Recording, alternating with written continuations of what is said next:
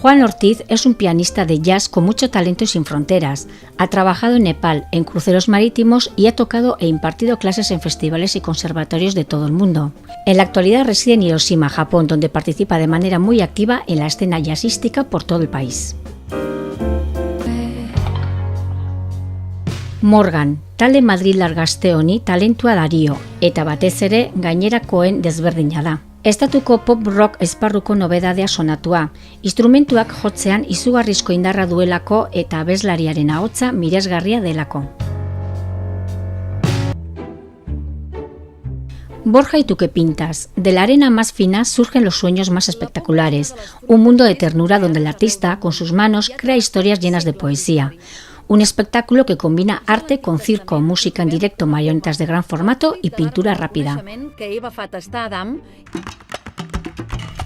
Kamut Band, konpainiak 2 hamarkada baino gehiago daramatza bere ikuskizunak munduan zehar eskaintzen. Pianoaren doinua perkusio afrikarrarekin, tap dantzerekin, ahotsarekin eta hondar gaineko dantzarekin uztartuz. Sinfonity es la conexión de un grupo de maestros reunidos para interpretar música clásica, con guitarras eléctricas, como solo ellos pueden hacerlo. Desde Vivaldi a Falla, el repertorio constituye una sorprendente y emocionante experiencia. La Sala Danza, el dúo La Macana y la compañía Moveo ofrecen una sesión de danza contemporánea con su estilo único y personal, unas propuestas coreográficas intensas y de impresionante factura técnica. The Primitals tribu zertzobait difuntzional baten historia bitzi bezain surrealista da. Barne gatazkak, handitasun nahiak, desoreka mentalak eta milaka urteko farmakopea dituen tribuaren historia.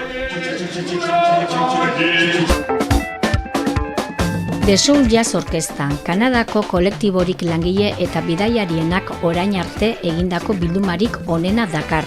Soula, jazza edo afrobita oinarri tropikalerako bidaiak hartzua. Los grupos El Mono Habitado, Anodino Teatroa y La Farándula traerán a Musicaire sus delirantes propuestas de microteatro entre lo divino y lo humano, la fantasía y lo real.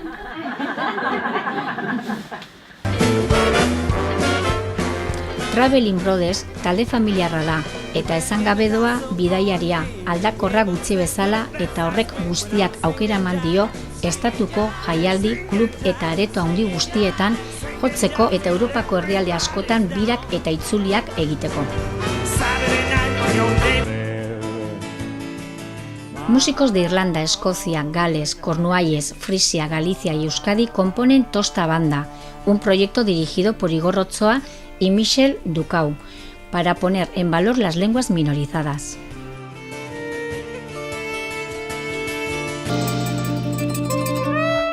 Tradiziotik gaur egunera eta Afrikatik munduko leku ezberdinetara salto egiten du Zestoako Enekora taldeak.